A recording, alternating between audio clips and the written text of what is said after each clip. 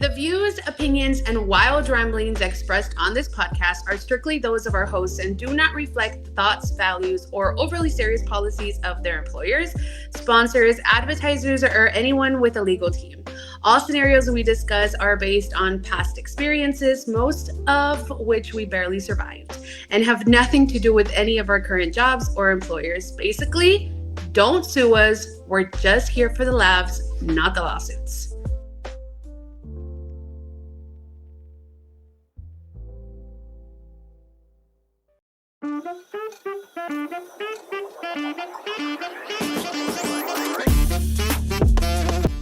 Welcome to the Four Friends Trying to Figure Out HR, the podcast where we blend workplace drama, HR nightmares, and a way too much oversharing into one wildly inappropriate package.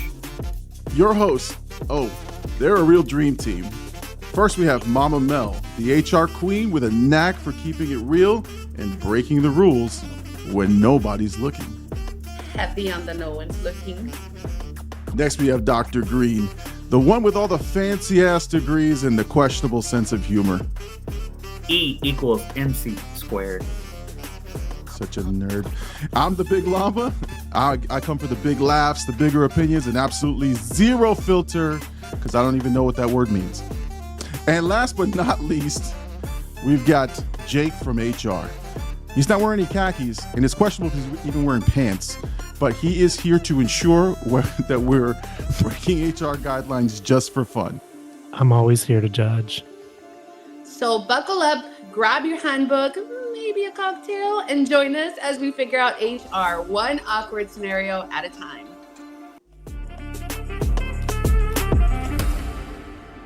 All right.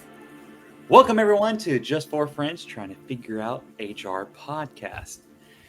And today's spicy topic is about what is a team player.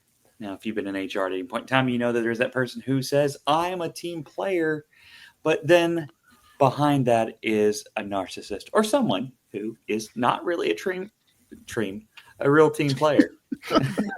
I'm dreaming it up, y'all. Real passionate about our topic tonight. Lots of passion. Yes. So, the exciting story is of Becky, because, we love Becky. Becky's always given us good topics and good stories. So, Becky, we thank you. We love you so much. Mm-hmm. Becky, bitch. So, hey, you said spicy. I got you say cool. Spicy. Spicy's great. I mean, be careful.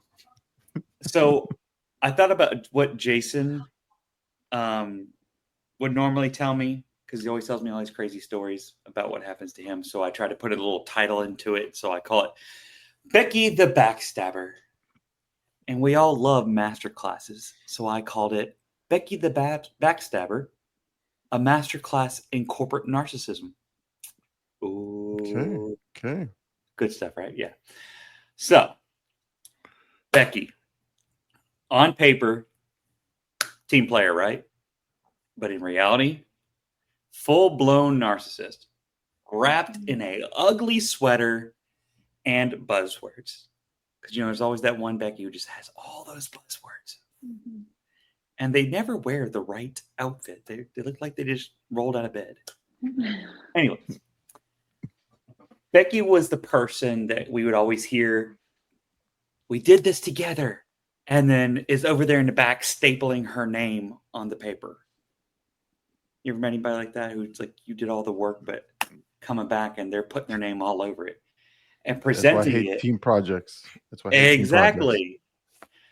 Becky's that one who is like the fake leader that takes that work and goes, so here's what I did, and the team did this, and boom, boom, boom, boom, boom. Presenting it as if it's her own work. And everybody's in the back going, yo, this was a team effort.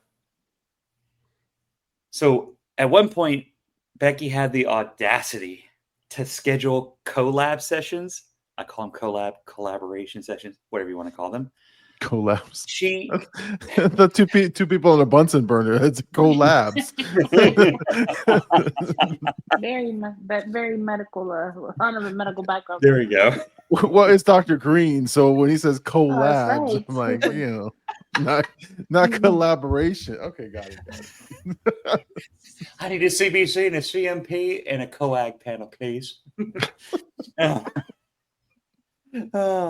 So, but the whole problem is that Becky talked for 58 out of the 60 minutes and then says, "Great work, team."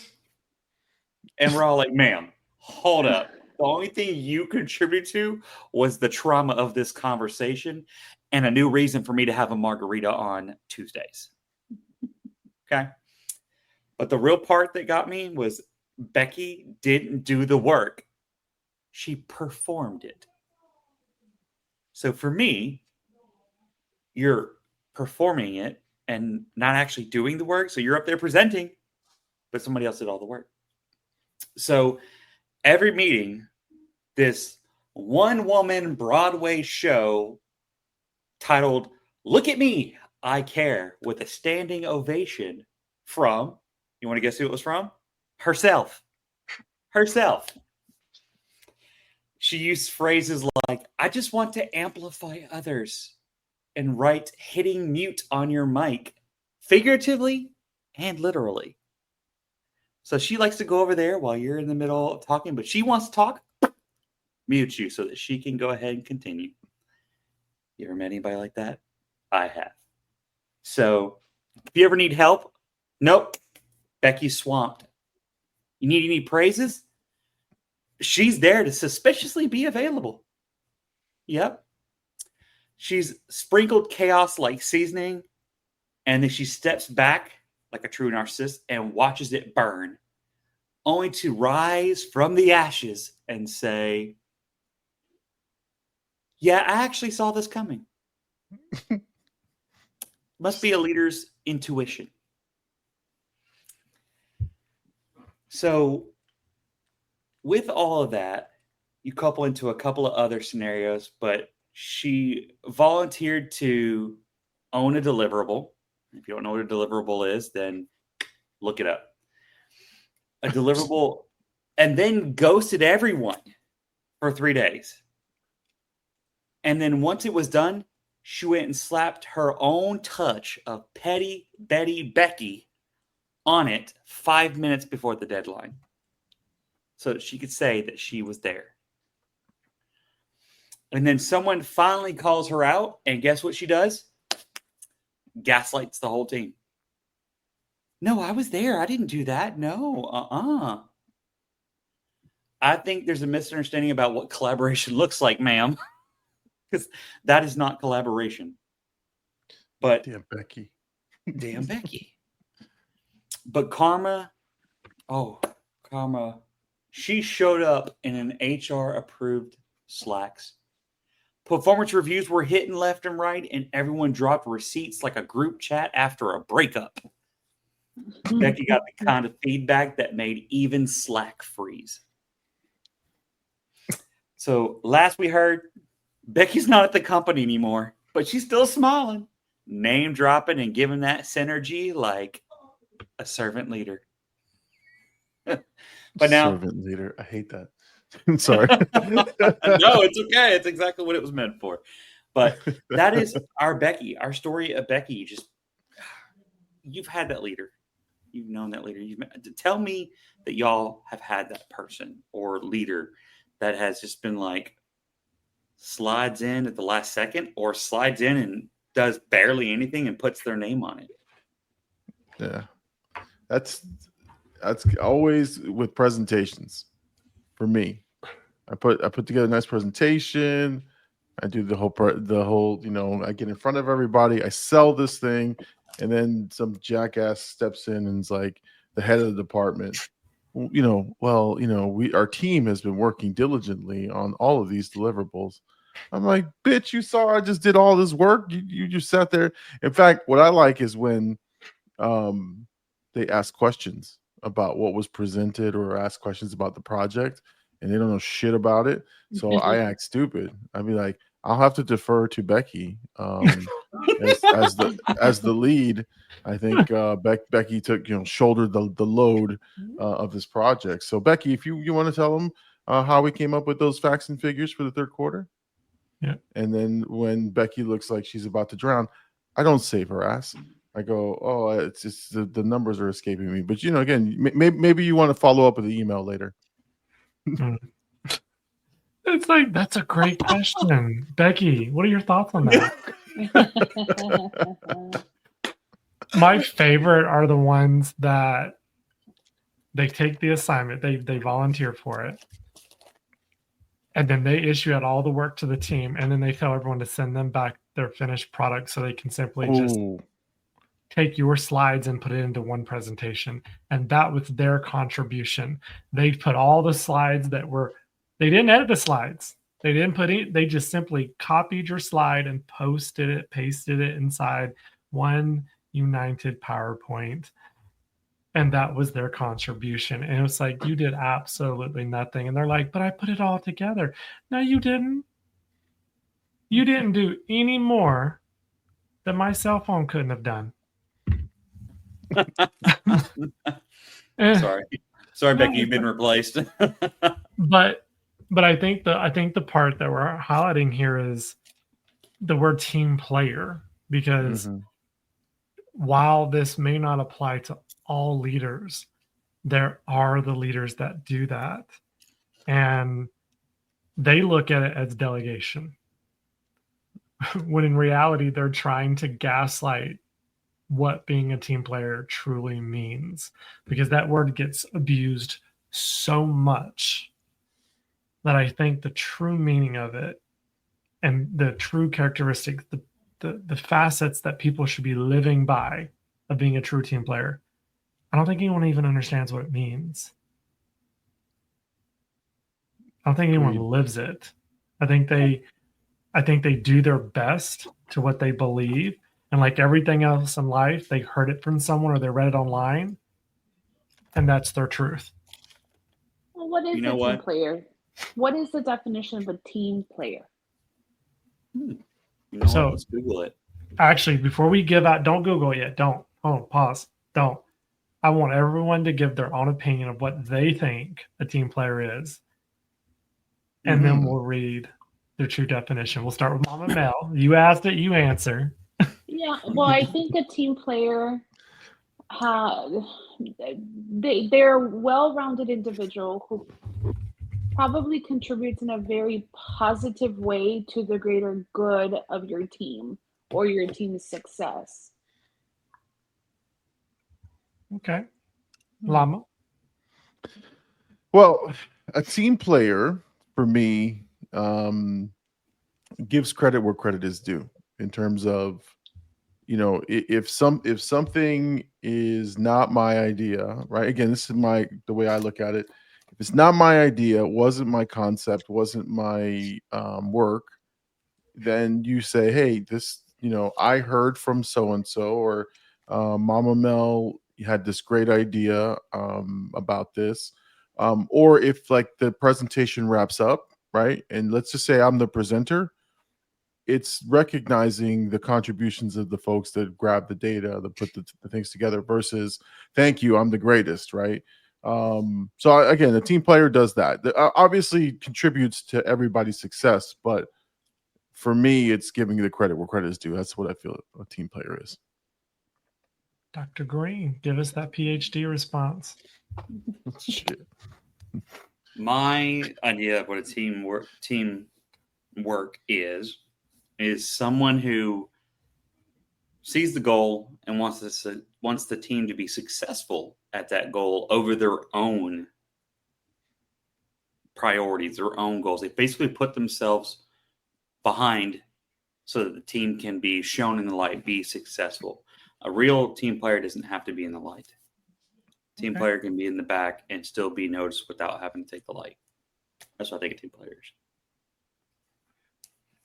I think you all touched on what a true team player is, but I think a true team player gives as much as they take, is honest about their contribution as well as others, and is respectful and authoritative in a professional manner as much as needed in the role that they play on that team, because every team has a leader, a project leader, and they have individuals that are working on a team. So depending on what role you sit in is whether or not you need to be more submissive or more authoritative, but there needs to be the same concepts coming from both sides. The question is who's really going to own the timeline and the finished product.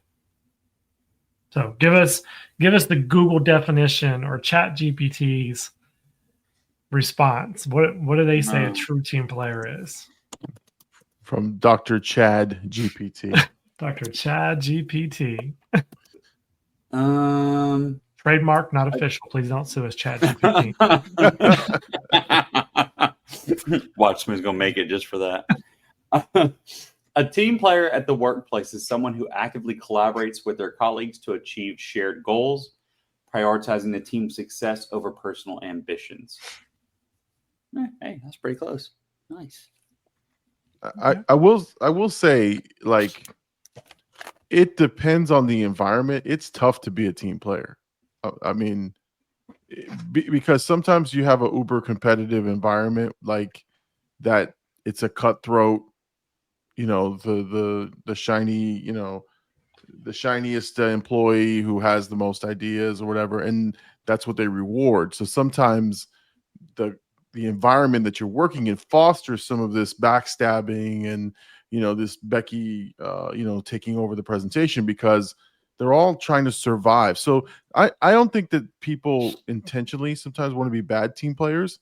Sometimes it's just survival of the fittest. I mean, I've been in, I've been in those nasty environments where it's there's constant cuts or there's constant rankings of what's your workload, how many people do you manage, that type of thing, and then it's like shit. I'm looking out for me. I got a family to feed, and shit, I'll take whatever advantage I can get. So it's not necessarily that I think that people want to be bad team players, but sometimes just you're again, think about this as an HR professional. What does your environment look like? What does the culture of that office look like?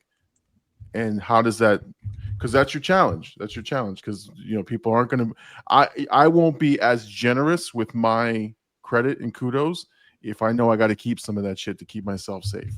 That's just being honest. What about, I don't know if y'all remember this moment.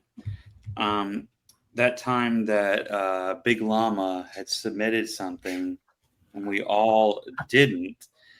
And so the teamwork at that moment was very minimal. Here we go. Because he did it and we didn't. And so it was dog eat dog world at that point. I got to feed my family. Listen, I gotta do me, Lucius. Listen. I had, and hear me clearly. This is the spicy part. Parental advisory, all that good stuff.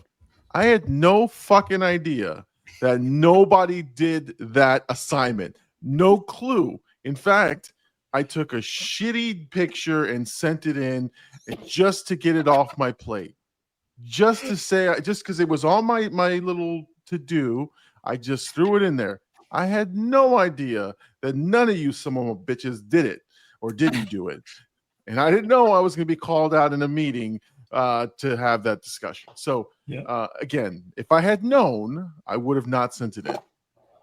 But you would have at least gotten kudos, my friend. Oh, but I think also you were going on vacation. So I think you were like, I just gotta get it out. Like, I had to go and do, Don't back him up, Mel. No hard. I had to do the apology tour. You guys called me out. You were like, I didn't do it. I didn't do it. No. I don't think I did. No. I'm saying other people were like, oh, like Teams messages. Oh, how come you did it? I'm like, I'm sorry. You know what? Sorry. We don't blame you, Big Llama, because any great leader would look at an assignment and see that if 99% of the team did not even attempt to start it yet, obviously there was poor communication on what the assignment was and the timelines that surrounded that assignment. Or the due date. The due date was some expectations, which, once again, we're all supposed to be a team player, but we got gaslighted that day. I'm sorry. Oh, straight up. Preach it. Say it again. Yeah. I mean, we got gaslit so much. I'm still high from the fumes.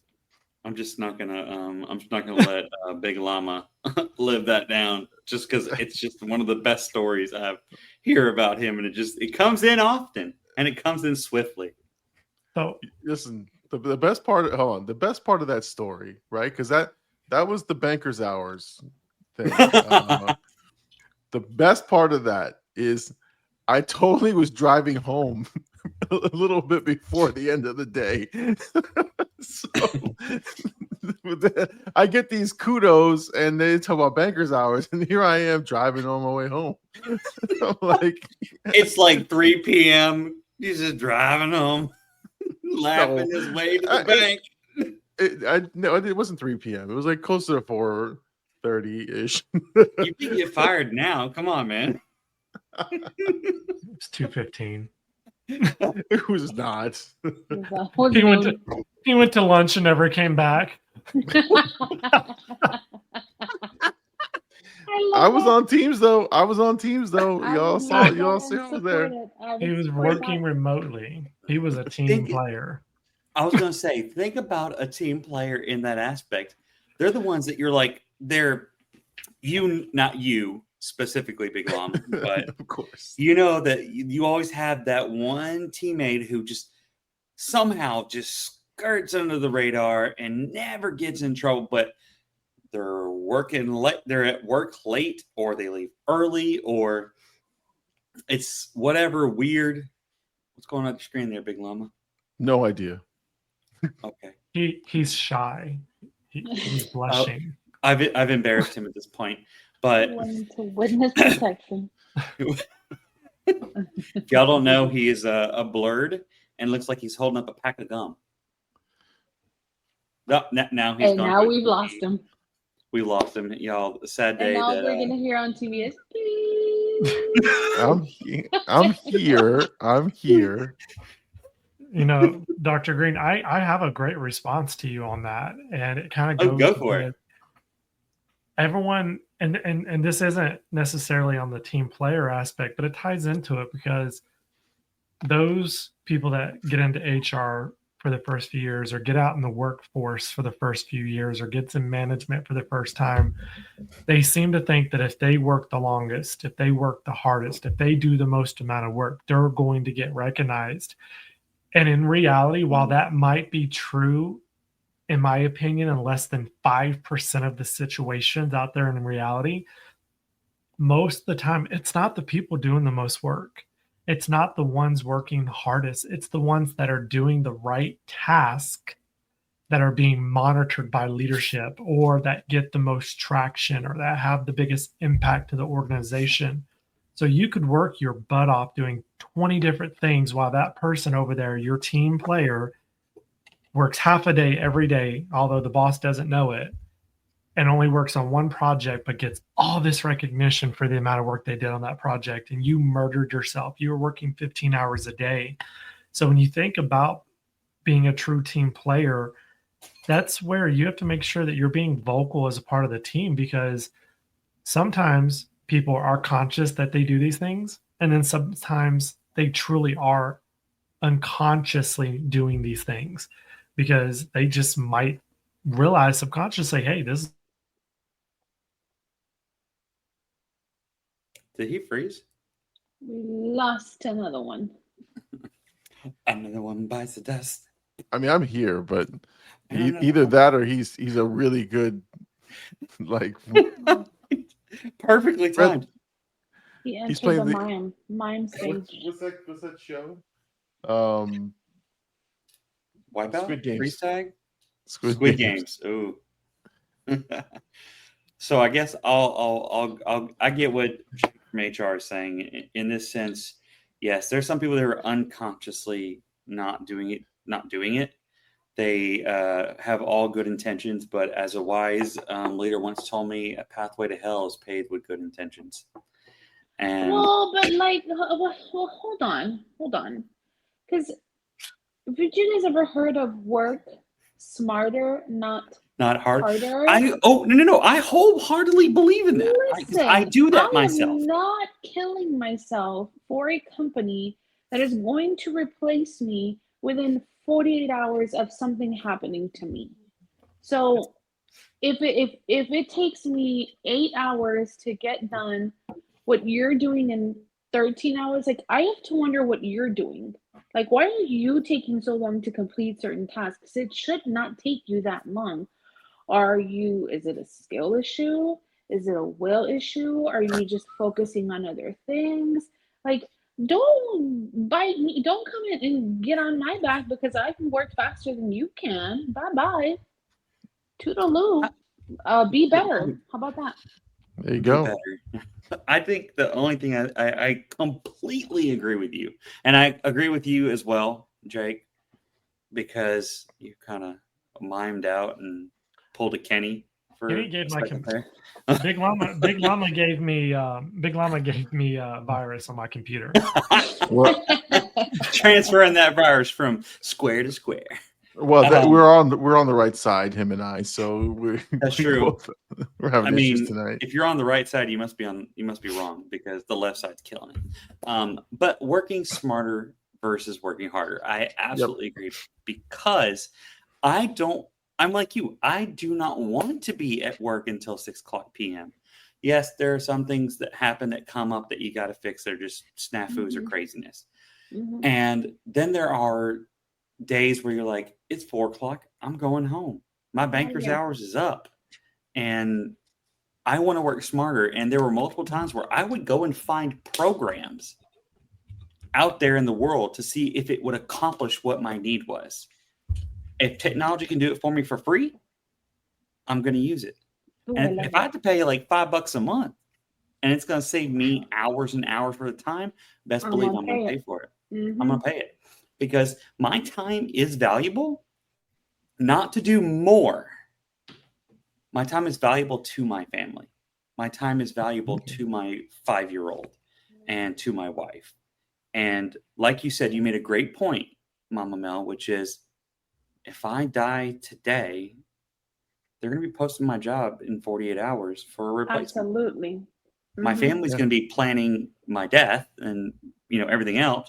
Not planning my death. That was a wrong choice of words. Planning my We understood. Funeral. Thank you. But planning my funeral, and they'll be worried about all those other things. While the CEO of this organization may drop a tear or two if they know me about, oh gosh, can't believe this person died, send some flowers. But then a week from now, they got KPIs and OKRs and all these other things that they got to meet that are more important than me at the moment because their business is important. Mhm. You know what they're thinking, right? And this is sad, but when Dr. Green, bites the big one, right? Dang. And he's Oh. out. You know what they're thinking in real life? We could probably hire someone a little bit cheaper. We could probably get a generalist. We probably get a staff specialist or something. I mean, it's I hate that, but that's how they think. It's like if somebody quits, again, we're going to the extreme. If we don't want nothing bad to happen to Dr. Green, but that's what they're thinking. Is like you think that and this is the part where I like what Mama Mel's saying: work harder, work smarter, not harder. But honestly, here's the thing, right? Never get self-absorbed and think that you are so important to an organization that they cannot live without you, because then you start hoarding information and you don't share, which is really bad for your team. But honestly, if you leave tomorrow, they're not going to care. They're not going to care unless it's a small mom and pop and it's like 3 of you guys working, right? They're just going to post your position. They're going to go, you know what? We were paying this guy way too much money. Why don't we get a lower level position, probably do the same work? And then that's the sad part, right? It's a sad, when I left certain places, I wanted them to suffer. I wanted them to feel the impact of me not being there. And it didn't seem like they suffered that much. So, there goes my ego boost. But it's the llama strikes again. Yeah, I'm sure it's honest. your It's okay. coworkers So Big suffered. Llama, don't worry One of my previous companies that I left, they suffered. They suffered for you.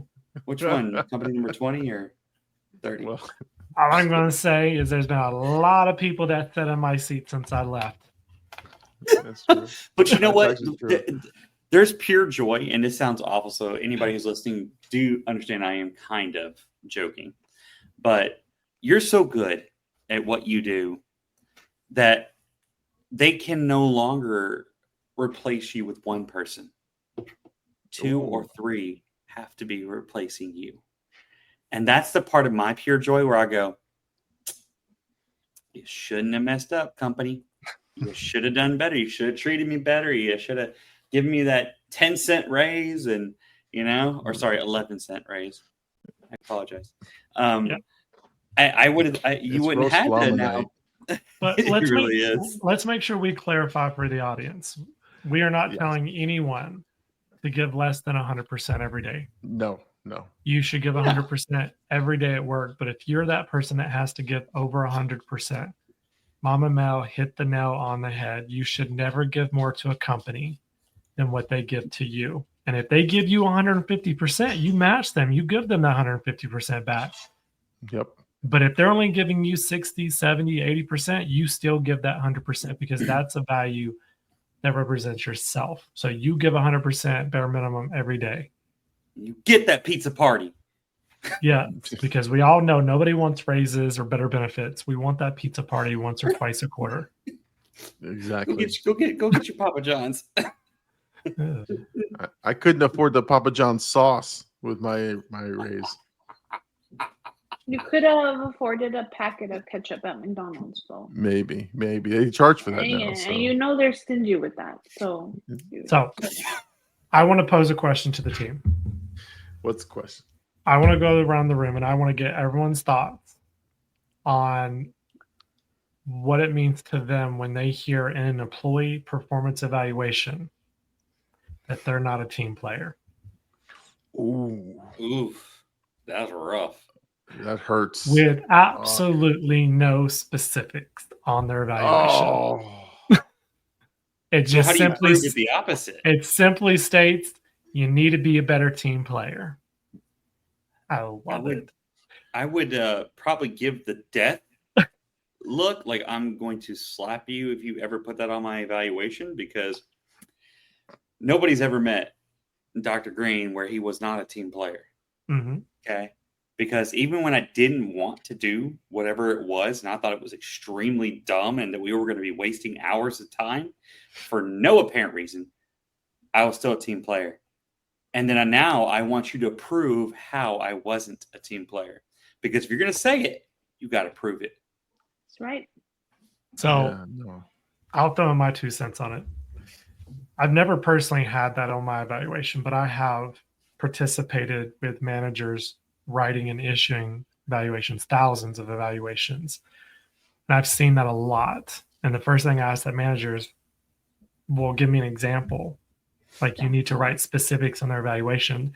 And they're like, well, there's a project, but I don't really remember exactly what they did. And the reason why I bring this up is because my advice to the HR professionals, this is why we're so important to be a part of evals, why we should be reading evals before they're issued to the employees, if it's possible.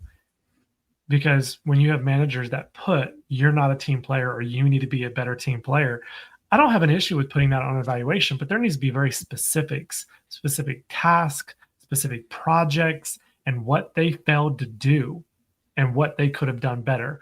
Whether you want to use the SMART system or another acronym, it needs to be very specific. But we're telling someone basically, let's use common sense layman terms. You're telling someone they suck at their job. You need to tell them why. Right. They're not a team player. Isn't that what feedback is? Well, you have to tell somebody why. Like, you can't. A very long time ago, I got told you can't tell an employee no without telling them why. So my response would have been real similar to Dr. Green's is, first of all, I am a team player. Number one. Number two, I give credit where credit is due, mother sucker. Boogaboo. And number three, show me. Prove it to me. Because I disagree with you. Yeah. With No. much love and respect, I disagree with you. With as much positive intent as possible. No, Yeah. prove it to me. You can't just tell You- me you you're not a team can't. player. What didn't I do? Or when they flip it and they're like, well, you're not a team player because you didn't tell the truth in a meeting, or your loyalty was questioned. That right there, that comment Don't be doing right there specifically burns my biscuits. Oh, Green's my I've burns. never heard that expression. Don't you burn my biscuits, okay? Because you burn my biscuits, we will have some problems. Grinds my gear. Grinds my gears. There you go. I'm gonna say he's close enough to where I grew up. I'll let him have that. He can use it. Thank you. Thank you. What chaps my ass cheeks more than anything is saying you're questioning my loyalty. My loyalty, number one, let's be truthful, it's not to you. It's to my paycheck. It's to my paycheck that goes to my family. That's my loyalty. My paycheck Now, and my like- fiduciary obligation. There you go. Say it again. Fiduciary obligation. That's right. But like my whole thing is that you're paying me to do a job. Man, and I'm one of those people, I will work more than 100%. I'll give more than 100% because I want not just the recognition, but I want you to realize that I am loyal and that I'm wanting you to be loyal to me as well and say, you know what, Dr. Green, you have been giving it 150% this whole entire year. We decided to open up a position and move you up. Fantastic. That's all I'm asking for. Now, of course, you can't get higher than CHRO. Not that I know of, unless they create one in the world somewhere. But when you hit that, at that point, just give me the kudos because I'm at the highest I can be. I'm proud. I'm excited. But don't ever question my loyalty because that's dirtier than a cow patty on a farm. Yeah. And Or- being a team player doesn't mean, or being a team player doesn't equate to not telling or telling the truth. Like if I don't care if the truth is going to jeopardize your employment, if you're going to be reprimanded for it, you shouldn't have been doing the things that you were doing. But but I'm a person of integrity, and when somebody asks me something, I'm going to speak with honesty. And it's not because I'm an unloyal employee. It's not because I don't love my company and I don't ride for my company. It's because I'm a person of integrity. And one thing I'm not going to do is lie. It's What does grimy. ride mean? What does ride mean? Grimy? No, Ride. Ride? Is that what Yeah, you said? like I'm gonna ride for my company, and like if you know, yeah, like ride and die. ah, You're speaking an urban language to Dr. Green. He does not understand. It you doesn't gotta compute. watch Bad Boys. Exactly. Ride or die. That Well, look, movie is fire, though. Go I ahead. got a comment to both of y'all, but I want the Big Llama to give his thoughts on his opinion for the evaluation. Well, first of all, yeah, I think I have the same reaction. This face goes from smiling to a scowl, right? Like what the fuck? Like really? Like seriously? But you're gonna have to prove it. But the loyalty thing, kind of like, man, that triggered me. I was like, ooh, like the first one hit me hard because I'm like, I'm not a team player. Like, nah, I'm gonna show you. And then you said loyalty. I said, no, that's not happening tonight. But no, I again, this is where this is my.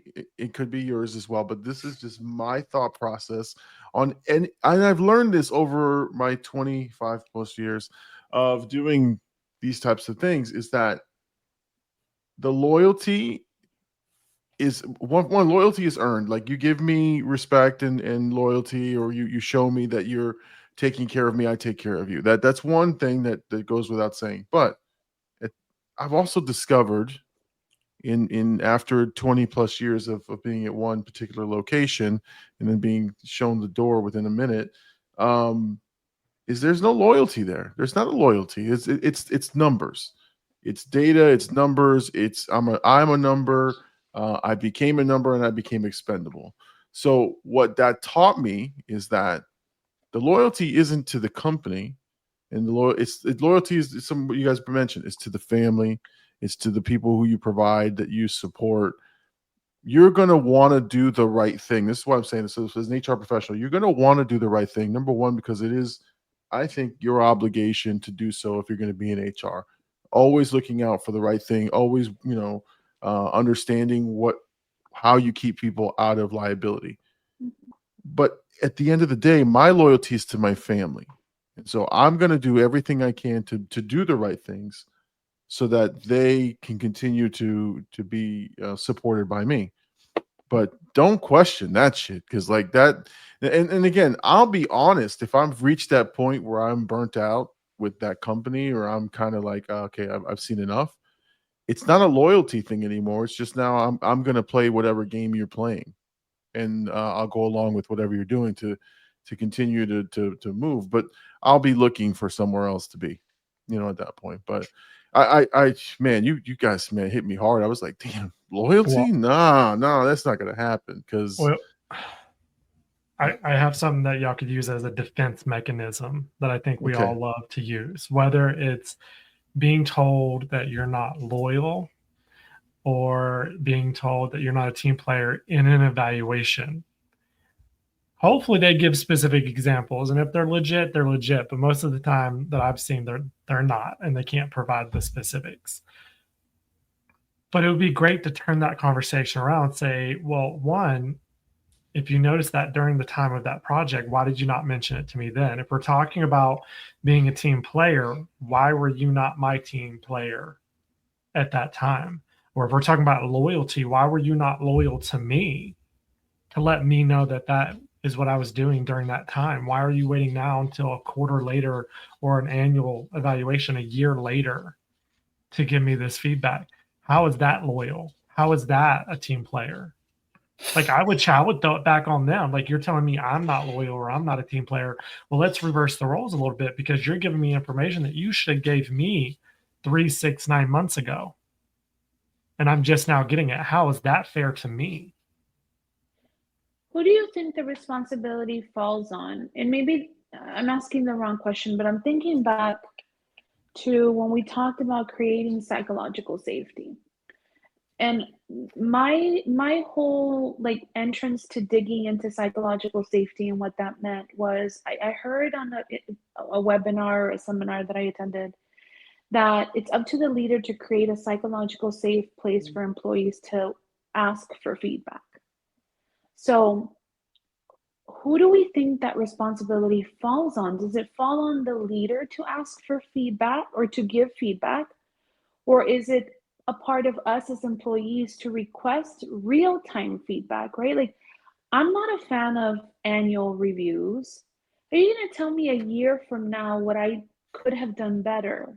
Tell me real time. And I get it, right? Unless you're not you hear it, no feedback is good feedback. I think that's bull crap. So you have to tell me real time. So who does the responsibility fall on? I think theoretically, it falls on the manager. But let's be realistic. We have a lot of people sitting in managerial seats, supervisory seats, that should not be there. They do not have the skills. They do not have the talent. They do not have the knowledge. They were in the right place at the right time, or they were an impulse hire, or they knew somebody, whatever the reason was. I think if we're looking at it theoretically, it's the manager. But if we're looking at it realistically, the employee, you need to ask for feedback, because I get employees that come to me all the time and they're not happy with their evaluation. And they're like, well, they never told me this. And I'm like, well, I'll have that conversation with them. I'll deal with that. But I want to talk with you about what you could do better in this situation. How often do you ask for feedback? How often do you ask your boss whether or not you're succeeding or not succeeding at work. You can give me 3 things I could be doing better and 3 things I'm doing well. Well, never. I'm like, okay, so while technically it's all on your boss, and I once again, as HR, I will take care of that. You have some skin in the game here. So while you may not be, but about 5% responsible for this situation, you still have ownership, as you could have asked for feedback. And if they would not have given it to you, then it would have been completely their fault. So that's my response. Good point. Let's go a step further. What about the overly, and y'all know, if y'all worked with me, so y'all know that I say, like, it's because I'm awesome, or something ridiculous because that's my goofy personality. But we've all ranged that one person who truly thinks they are, like, in the Southern terms, the bee's knees, they cut the mustard, they are the top dog. Like, they think they're Chad GPT. That's right. They're Chad GPT. But they think they live and breathe awesomeness, that they are the number one and cannot be wrong. And so you hear things like, I didn't ghost that project. I spiritually disconnected from it. Get the hell out of here with your shit. I'm dead serious. And so, but like, you've met those people, and then like they don't even take feedback in any type of way, because they say, I'm used to being the best, so I don't take feedback well. I have to question Have you ever the way rated that those people? you have to question the way that your parents raised you. Honestly, I don't think it has to do with how your parents raised you. I think it's who your friends were growing up. I did hang out with people like Jason. I mean, that's a complicated question, because Dr. Green, the response really depends on the company you work for, the leader that you're in front of, the situation you're in. Because on one hand, you could say, hey, boss, I want to just give you my opinion. It may not be true, but it's what I'm seeing. On the other hand, you could go and have that conversation with their leadership, because that's who's truly responsible for providing that feedback to them. And obviously they were a part of the problem in not calling this person out for their opportunities and development. But then again, with both of those being said, depending on the circumstances, both can come back to bite you in the butt. We all know how politics works in the workplace. And we're not going to pretend like it doesn't, because we all know, you give me enough time, you give me 30, 60, 90 days, I can legally find a reason to fire anybody. Doesn't mean it's ethical. And in some cases, it doesn't mean it's legal. But if leadership truly wanted to, they can find a reason to fire you. And that's the scary part. And that's why HR is there, is to try to prevent those individuals from getting those seats that they shouldn't have. I think overinflated egos. I think people who maybe have lost touch, and I don't mean with like reality, lost touch in what the real purpose of what they're doing is. We sometimes get lost in that. And yes, there's been a time or two where I've gotten lost in my own reality but there's also times where I feel like I have imposter syndrome. And if you don't know what imposter syndrome is, it feels like, you're in this position, or you're in this place that you're like, I can't believe it. And then you don't believe that you're doing a good job in that position, but you truly are. And you second guess and question all the things that you do. And I'll give an example. When I was an HR business partner manager, it's exactly what I did. I questioned everything I did, but I pushed every day to try to be the best and do the best, while I had people back here saying, Chad, you're doing a great job. And I'm sitting here going, am I really? Am I really doing a good job? So I find myself to where I give myself this fake, Chad, I give myself a pep talk, I guess you would say. And I would say, yeah, I am doing a good job. Because I guess if I say it enough, then I'll believe it. Mm-hmm. But I believe also, it, you can achieve it. Okay, this is not middle school. You see that? The more you know. Right. So what's the opposite of imposter syndrome? Like, is that like that I know I'm the greatest? Because I got that. No, all right, hold on. Imposter syndrome. That. I think I think it's the same as cocky and confidence. Imposter syndrome. Okay, so in my mind, in this is, I think I've said this once, maybe episode 2 or 3, I don't know. Go back in the archives, people. I feel in my mind, again, just out of my experience, my time, I don't think I'm the subject matter expert, but I always feel like I belong in any room that I stand in. I walk into a room, I don't care if you make 2.5 million a year and you're the CHRO of whatever. I belong there with you, and I can probably either, my knowledge base is way better than yours. It's just a competitive nature in me from, growing up but any room that I go now, the exterior is that of humbleness, right? And just kind of like, yes, yes, yes. But any room that I'm in, I feel like I belong in it. And I don't know. I want people to have that, because and I didn't have it a lot. Like, don't get me wrong. I've always felt I can hang, but like, it wasn't until later on that I kind of just felt, it was like Beyonce says, I'm feeling myself, right? I honestly feel like I belong in any room, and I will be there. I don't give a shit anymore. Like you put me up there. I'll do a presentation tomorrow. What's the topic? Who gives a shit? I'm going to go up there and knock it out. Like, that's my mindset everywhere I go. But again, there is a level of, maybe I don't know something, right? I will research it. But once I know that shit, it's mine. So I don't know. You said imposter syndrome. I think I had that for a long time. Now I don't. Well, but imposter syndrome is where you think your shit doesn't stink, but it does, and your skills don't match like your perception. There is actually something called the Dunning-Kruger effect, Oh, which yes.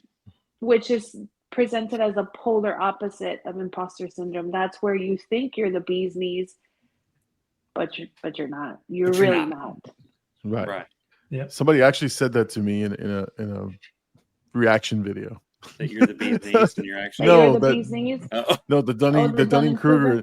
Yeah, they're like, look at this guy, Dunning-Kruger. I'm like, what does that mean? Rude, you give me their name right now. And we're gonna come after him. You give me their name right now. I'll come after them. For you, Big Llama, I like the way you presented that, because you came in with I can walk into any room and basically I belong. Yes. That is different, because you have a growth mindset. You have a different type of mindset and a different perception. There's perception, there's reality. With perception, it's how you can view something differently, or I can look that this is a can of Monster. It's going to give me energy. Somebody else could look at this as a heart attack in a can. Different perceptions. Yeah. So, if you didn't know, I was holding up a Monster energy can. Just for we're gonna go with the first one, and then we're gonna ask for some reimbursements from Monster for some advertising. Yes, exactly. Sorry, but the insights that you had and the things that you went through to get where you were, to where you could walk into that room. I'll tell you, when I was the HR business partner manager, I felt it every single day. But once my reality was starting to become real, like it was true, hence the word reality, I started taking on this different perception, this different understanding that, okay, what I am doing is right. What I'm doing is good. And so I started personifying that so that I could be a better example for all the other HR business partners who maybe struggled or needed help or were like Nemos and Dories in the world. And so you get what I mean.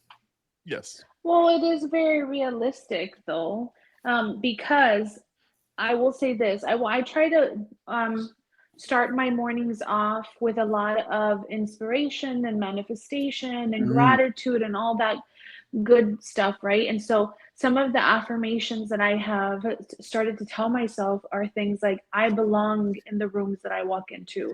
I belong at that table. I have earned my seat here. I have earned this. I have, like, those are some of the things that I like some of the affirmations that I tell myself in the mornings, but it is a very realistic mindset. And it takes a lot to get to a mindset where you're like, no, I fucking earned this shit. I'm sitting right here.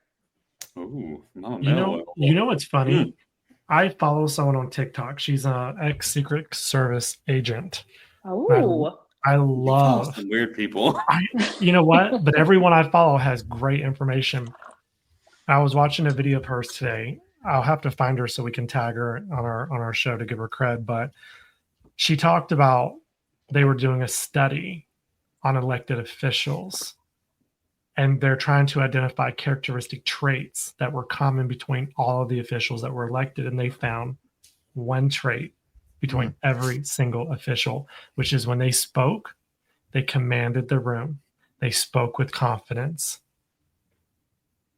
They had confidence both in their body language, in their words, in their tone. And honestly, when you think about it, because we've all asked ourselves this question, which is, how did that person get in that seat? And if you think about it, while it doesn't apply to all situations, at least 60% or more, they were very confident and great bullshitters. Big Llama, you got any comments on that one? No, he's not wrong. He's not wrong. Like, there's a level of bullshit that must be spun to maintain to maintain the ability to be in that room. Like, you got to think on your feet. Like, when somebody gives you like a phrase or a term or something, you got to put that shit together, some context clues, right? Like, okay, this guy just said this really crazy acronym for a spreadsheet, right? But I can't figure out what it is. So you just got to be like, yeah, no, look, listen, your sales report. I'm telling you. Tell me again about, like, what quarter was that? Like, you just have to, like, continue to just be okay with again. That's how I get through it sometimes. Like, if I don't know it, I'm gonna learn that shit and I'll figure it out. I'll Google it. I'll ask a couple questions. But I love flipping it. That's really interesting. I want to hear more of your thoughts about it. Tell me more. Exactly. You said those projections were high. What do you mean by that? What does that mean? I want to make sure we're aligned on. Yeah, like I love the fact that you think they were high. I want to see if we're both on the same page. Give me some more descriptions. Give me some more. Y'all are both jerks.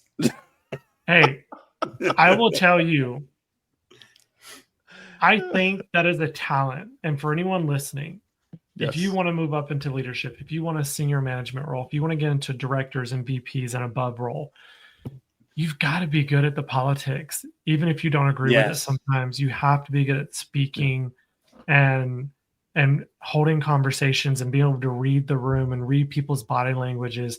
If you can't walk into a room and read the room, you will not go very far in life. And while we all are human and we make mistakes, you got to make sure you don't do those on first impressions because those last for a lifetime. But no, when it comes to, and I want to tie this back to being a team player, everything we've talked about, why it may have sounded like we've kind of gone off the trail a little bit, all ties back into being team players. Whether we're talking about the narcissist manager, whether we're talking about the narcissist employee on the team, or whether or not we're talking about those who don't fall in those categories but have been involved in that terminology, they all tie into it because the word team player is so universal and applies to so many aspects of life, whether it's family or business or pleasure. Being a team player, that term is so loosely used that we forget how true it can be and the skill sets you need to kind of fall into actually being good at it. Great points. Great. And also think about while you're being a good bullshitter or even a good leader and all sorts of things that we were talking about a while ago, like what needs to be spun. I think the biggest thing as a person who can do all these things is they can see the bigger picture.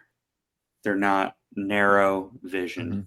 And probably about 10 years ago, I was told, Dr. Green, not at that time, it was Chad, but you need to stop thinking so tunnel-minded, so narrowly.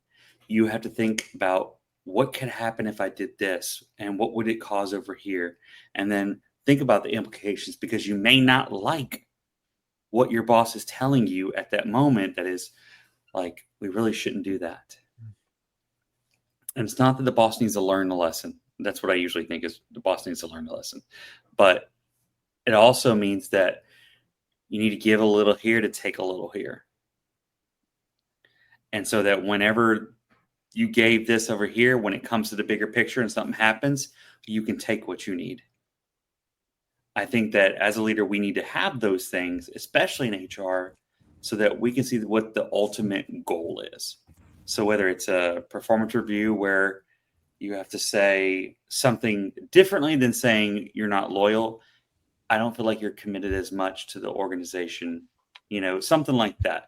Saying you're disloyal or you're not loyal is just a bad way of saying something. You could say it differently and put it a little bit more. Cop-out. It's a cop-out. Thank you.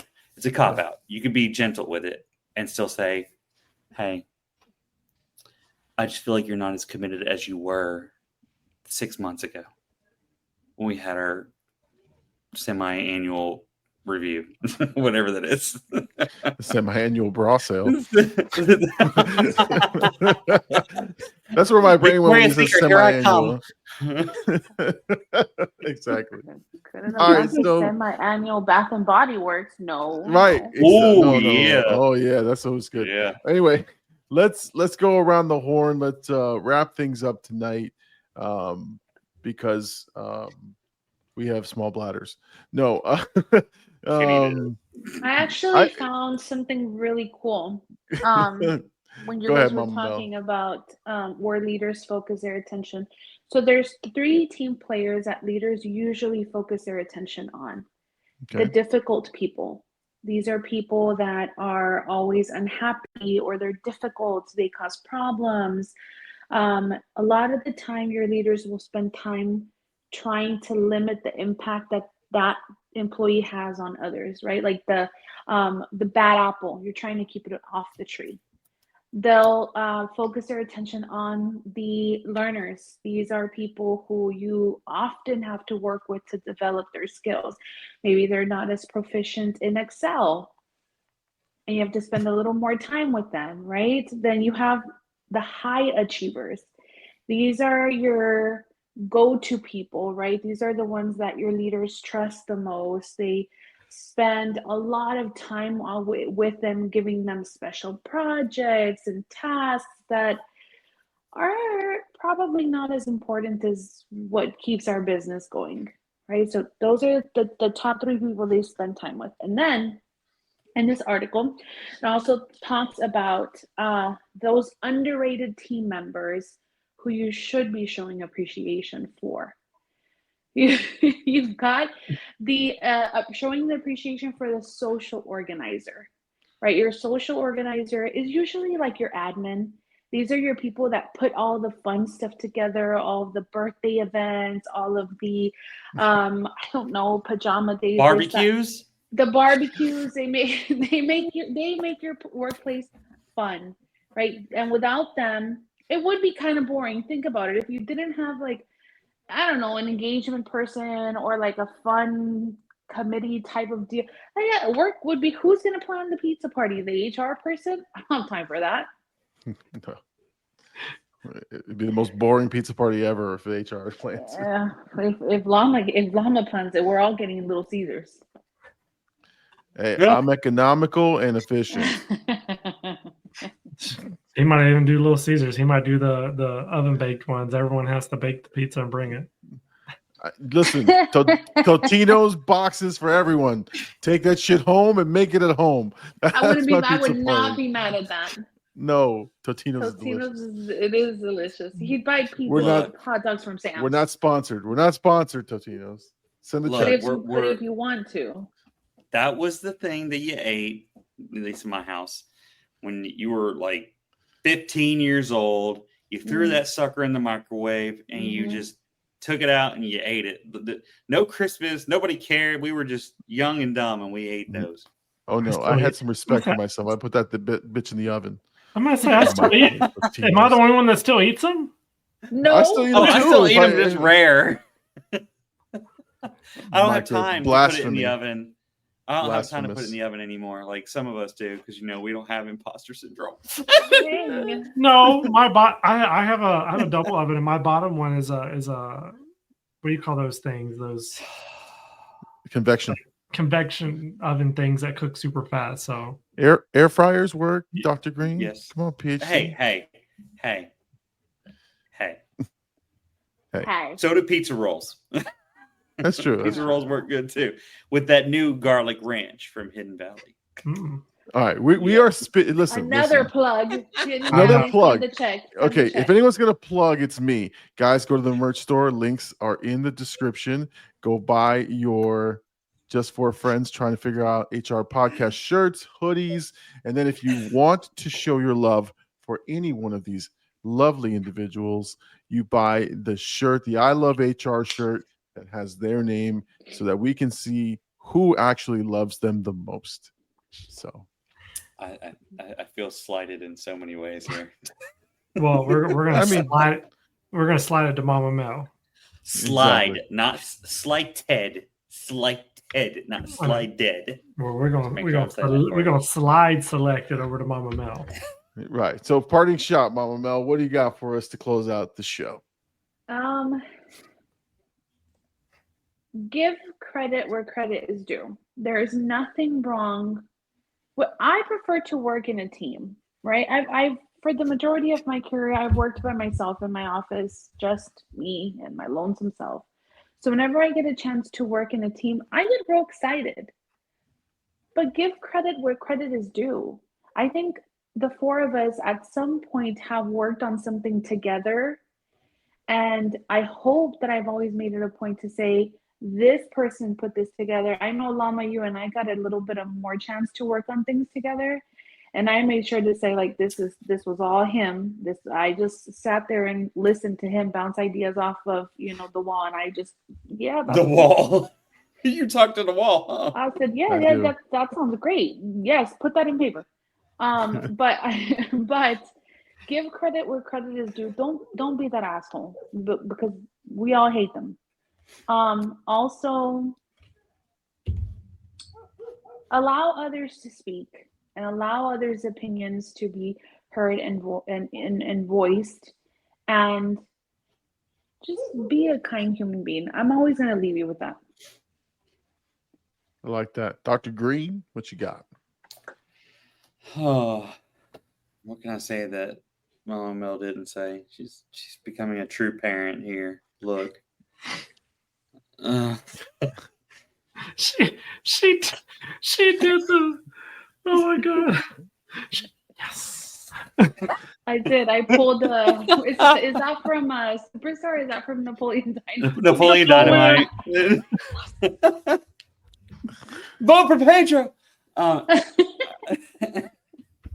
I think number one, it goes back to being a good human being. You have colleagues for a reason. And it has been proven in so many studies that it is better for you as a human being, and it's for your mental health and all sorts of things, to have trauma bonding. I'm joking about the trauma part, but that is a real thing. That's not what we do. That is exactly what we do. So we do weekly basis here? That's exactly what it is. But your people that you work with, like you work with them every day, that bond is going to help you get through the workday and everything like that. So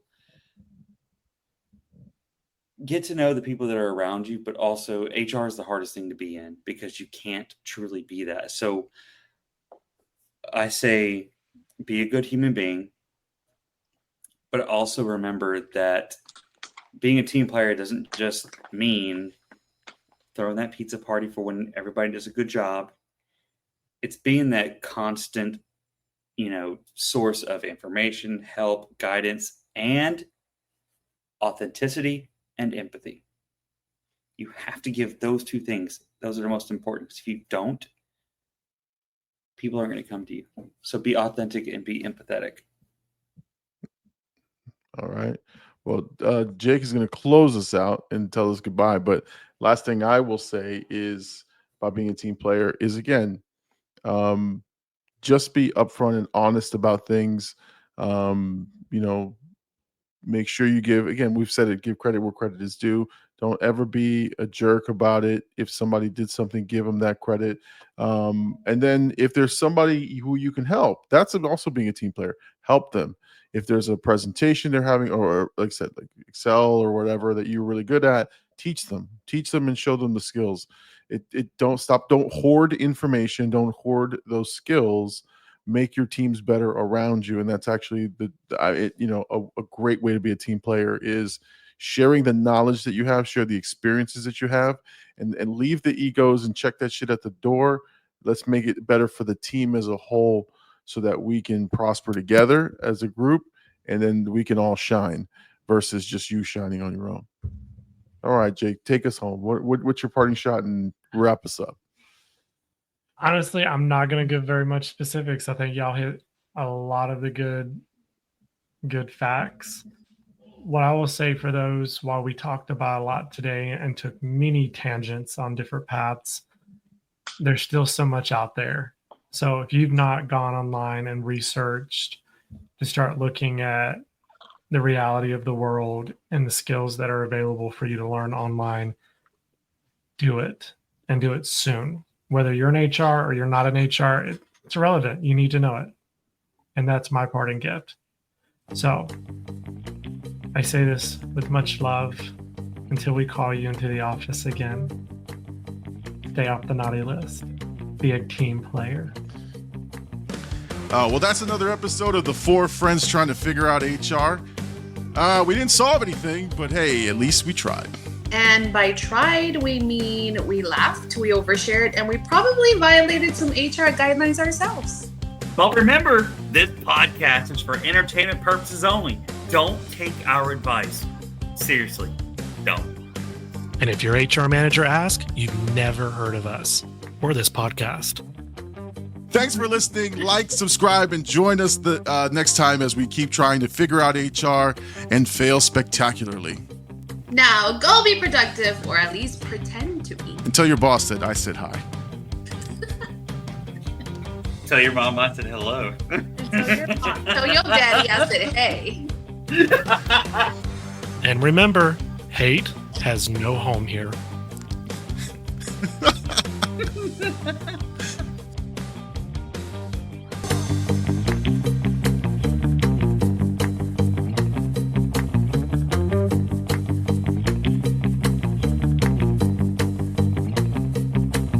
Thanks for listening. We'll be back next week again for a fresh round.